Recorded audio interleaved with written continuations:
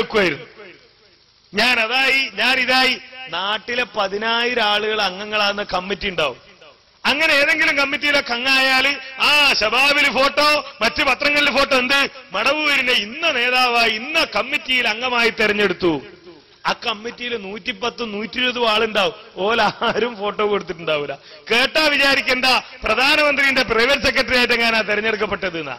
ആ ജാതി ഏർപ്പാടൊക്കെ നടത്തി ഈ അന്തസ്സ് നശിപ്പിച്ച ആളുകൾ അവരാണോ മുജാഹിദ് പ്രസ്ഥാനത്തെ ആദർശം